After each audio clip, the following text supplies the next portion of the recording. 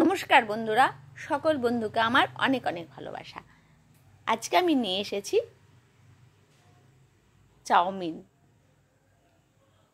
Chowmein ছুটির দিনে বা চটজলদি ব্রেকফাস্টের জন্য কিন্তু চাউমিন সুন্দর একটি টিফিনের রেসিপি। আজকে আমি কেমন করে চাউমিনটা বানাচ্ছি সেটাই আপনাদেরকে দেখানোর চেষ্টা করছি। প্রথমে জলটাকে গরম করে নেব, জলের মধ্যে সামান্য নুন দিয়ে দেব আর দিয়ে দেব সামান্য তেল, যাতে কি হবে চাউমিনগুলো যখন আমার সেদ্ধ হবে তখন একে অপরের গায়ে লাগবে না।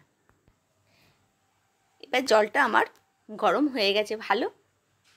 এবার আমি নুডলসগুলো দিয়ে দেব। আমি যতটা আমার পরিমাণ মতো করব সেই হিসেব মতো আমি দিয়ে দেব। আর জলের পরিমাণ কিন্তু অনেকটাই বেশি নিতে হবে, না হলে ভালো করে ফুটবে আর জলটা যেন খুব ভালো করে ক্লিয়ারভাবে বেরিয়ে যায়। না হলে কিন্তু কম জল হলে কিন্তু একে অপরের গায়ে লেগে গেলে তখন কিন্তু চাউমিনটা গলে যাবে, খেতেও ভালো লাগবে না, প্লাস দেখতেও ভালো লাগবে না।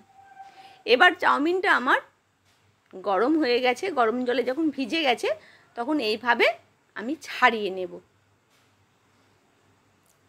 এইভাবে ছাড়িয়ে নিলে কি হবে, জমাটও বাঁধবে না আর খুব ভালো একদম সুন্দর নরম হয়ে যাবে। আর তাড়াতাড়ি ওপরেরটা না হলে গলে যাবে, নিচেরটা শক্ত থাকবে, সেই জন্য আমি সবটাই খুলে নিচ্ছি। এইভাবে ছাড়িয়ে নিতে নিতেই কিন্তু আমার চাউমিনটা নরম হয়েই যাবে। এবার চাউমিনটা বানানোর জন্য আমি কিছু সবজি নিয়েছি। এই সবজিগুলো আমি একদম পাতলা পাতলা আর লম্বা লম্বা করে কেটে নেব।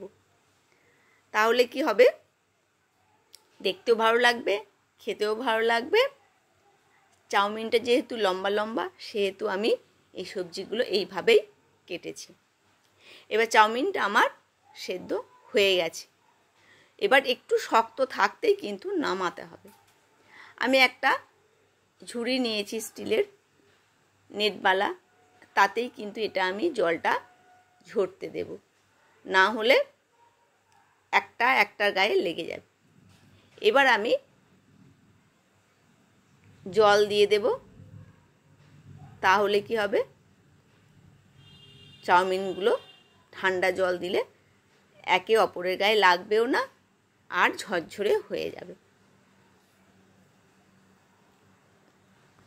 কড়াইয়ের মধ্যে আমি অল্প তেল দিয়ে কিছু বাদাম আমি ভেজে নেব, কারণ এতে আমি ডিম দেব না আর চিকেনও দিচ্ছি না, মানে এটা আমি শুধু বাদাম দিয়ে করব, সেই জন্য এতে আমি আর কিছু মেশাবো না বলে একটু বাদাম ভেজে নিচ্ছি।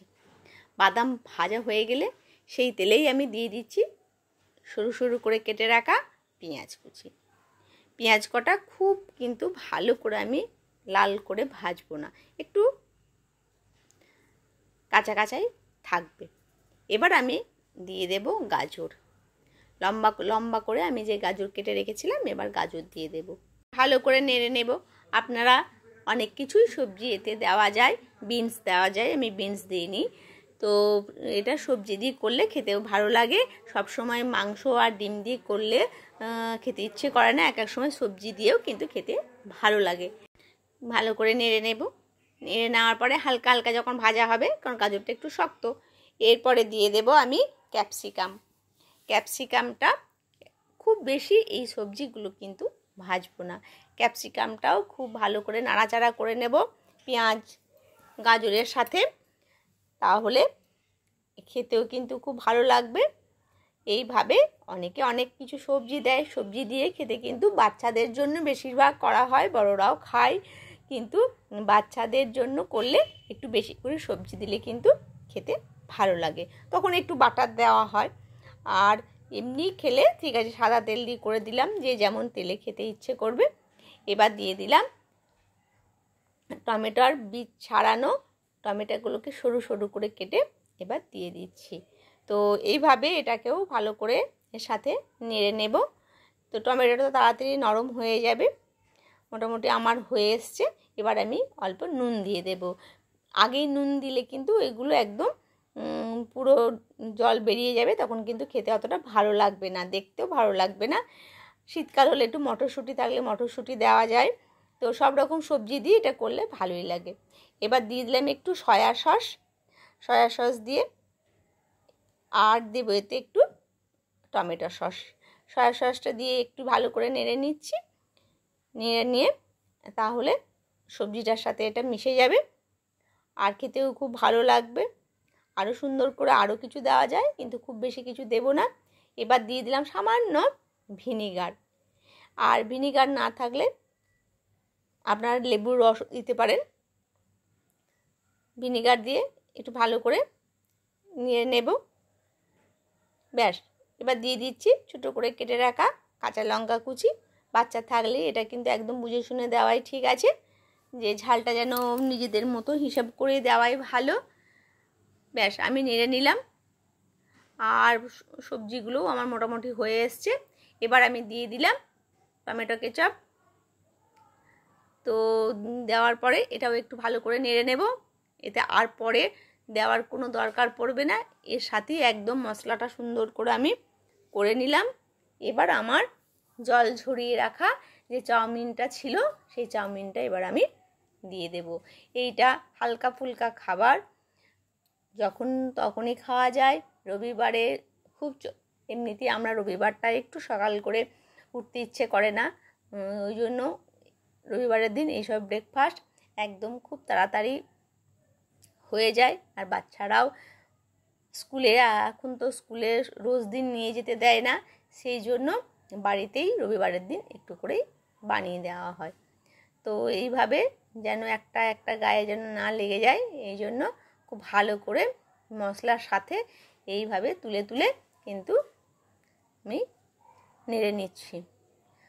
তো ব্যাস, আমার মোটামুটি দেখুন একদম ঝরঝরে হয়ে গেছে, আর খুব সুন্দর দেখতেও হয়েছে, যেন সাদা না থাকে পুরোটাই আমি এইভাবে নেড়ে নেড়ে। এবার পরে আপনারা কাঁচা পেঁয়াজ শসা দিয়েও খাওয়া যাবে, আর যদি চাউমিন মশলা থাকে তাও দেওয়া যাবে, কিন্তু আমার আর কিছু লাগেনি। এটা খুবই টেস্টি খেতে হয়েছিল।